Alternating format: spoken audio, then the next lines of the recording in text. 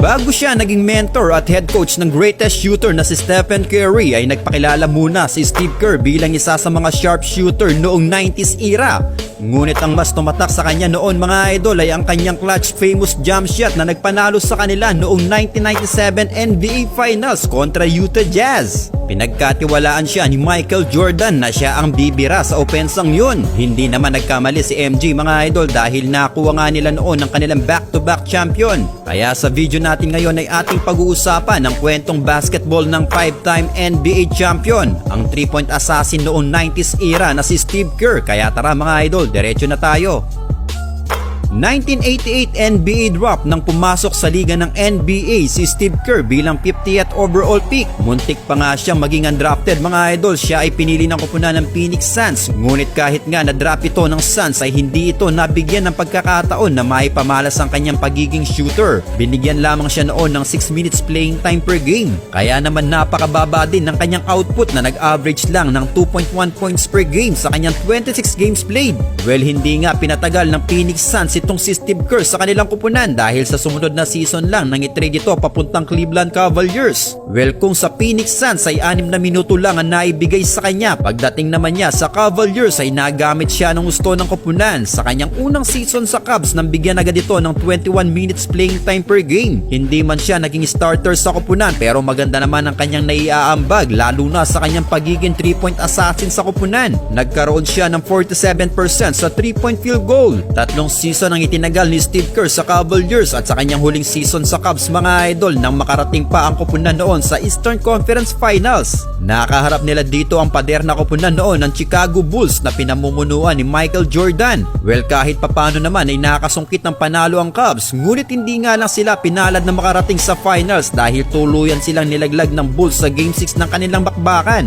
1992-93 season nang itrade naman siya ng Cavaliers sa Orlando Magic, ngunit muling binangko si Kerr sa koponan ng Orlando. Kung sa Cavaliers ay nabibigyan siya ng almost 20 minutes per game, sa Orlando Magic 9 na minuto lang mga idol na may ambag lang na 2.6 points per game. Hindi na din siya binigyan pa ng extension ng Orlando noon pero mukhang napabuti pa ito para kay Steve Kerr dahil pinagsarhan man siya ng pinto ng Orlando Magic ay pinagbuksan naman siya ng koponan ng Chicago Bulls. Kaya 1993-94 season nang pumirma si Steve Kerr sa koponan ng Chicago Bulls. Ngunit sa pagpasok niya sa koponan ng Chicago Bulls ang siya naman pagre-retiro noon ni Michael Jordan. Kakakuha lang noon ng Bulls ng kanilang 3-peat NBA champion. Ito yung unang pagdeklara noon ni Michael Jordan ng kanyang pagre-retiro mga idol. Well, sa kanyang unang season sa Bulls ay buong 82 games ay nakalaro itong si Steve Kerr dahil ginamit siya ng gusto noon ni Phil Jackson. Binigyan siya ng 25 minutes playing time per game at umaverage ng 8.6 points per game. Siya ay nagkaroon din ng 42%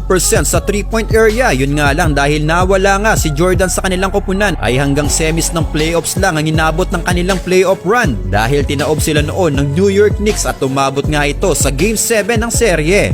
Well, after ng kanilang pagkatalong ito na magbalik si Michael Jordan sa liga ng NBA, kaya sa season ng 1994-95 season nang makasama na nga ni Steve Kerr si Jordan, muling kinatakutan noon ng Chicago Bulls. Hindi man nila nakuha ang number 1 seed sa East ay pumanglima pa rin sila sa standing na 47 wins and 35 losses. Ang koponan ng Orlando Magic noon ang siya nagahari sa East na pinamumunuan ni Anthony Hardaway at Shaquille O'Neal. Sa semifinals ng playoffs nga noon mga idol nang makaharap nga nila ang number 1 seed ang Orlando Magic. Nahirapan sila ng gusto dito mga idol. Kahit nagbalik pa si Michael Jordan ay hindi sila masyadong nakapalag sa Magic dahil sa Game 6 lang ng kanilang seri noon nang tuluyan silang ilaglag ng Magic, kaya hindi pa nga din pinapalad itong si Steve Kerr na makakuha ng kanyang unang kampyonato. Pero next season lang mga idol, 1995-96 season ay muling pinagarian ng Chicago Bulls ang liga ng NBA. Sa regular season pa lang ay halos maging unbeatable na sila. Dito nila nakuha ang kanilang best record in NBA history noon ng 72-10 record.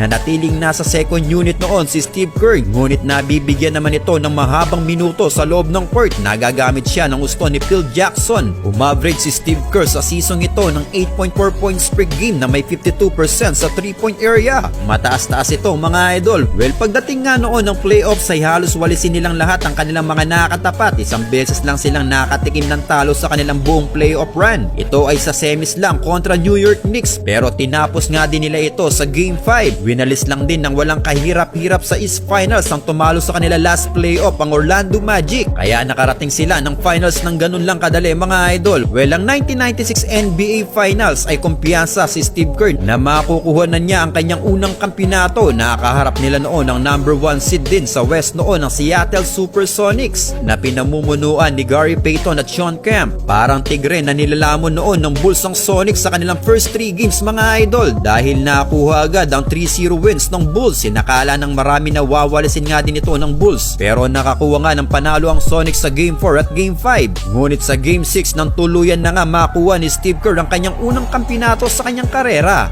1996-97 ang masasabi nating best season ni Steve Kerr sa kanyang karera dahil sa season ito nang lumahok siya sa NBA 3-point contest at siya ang itinanghal noon na NBA 3-point contest champion. Hindi lang yan mga idol, dahil nakuha niya din sa season ito ang kanyang pangalawang kampyonato sa kanyang karera at malaking parte siya sa kanilang pagkapanalo mga idol dahil pinagkatiwalaan siya dito ni Michael Jordan na siya ang magpapanalo sa kanilang koponan sa finals na yun. Nakaharap nga nila sa finals na ito ang Utah Jazz na pinamumunuan nila Stockton at Malone. Nasa bench pa lang sila ay kinakausap na nga siya noon ni Michael Jordan na siya ang bibira sa kanilang opensa. At hindi naman pinahiya ni Steve Kerr si Jordan at dahil sa kanyang clutch jump shot ay nakuha nga noon ng Chicago Bulls ang kanilang back-to-back champion. 1997-98 season nang makuha naman ni Steve Kerr ang kanyang pangatlong kampyonato sa koponan pa rin ng Chicago Bulls. Ito na ang pinakahuling kampyonato ng Bulls mga idol. Magpasa hanggang ngayon ay hindi na nga ito nasusundan pa. Well, nagkaroon ng rematch nga noon ng Chicago Bulls at Utah Jazz. Parang nag-replay lang ang kanilang huling naging bakbakan sa finals mga idol dahil Game 6 lang din nang tapusin ng Bulls ang kanilang serye. Kaya nakuha nga nilang muli noon ang 3-peat NBA champion.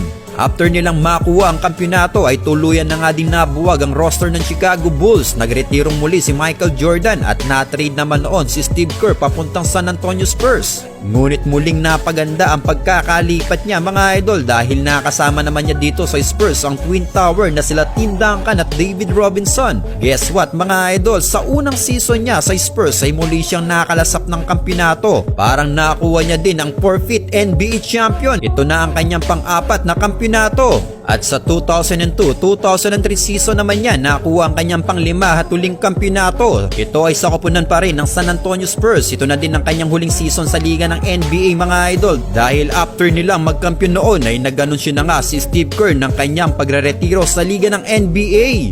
2014 naman nang maging ganap na siyang head coach ng Golden State Warriors. Siya ay 4-time NBA champion bilang head coach at naging coach of the year naman noong 2016. Well, kayo mga idol, ano ang masasabi nyo sa naging karera ng 5-time NBA champion, ang 3-point assassin noong 90s era na si Steve Kerr?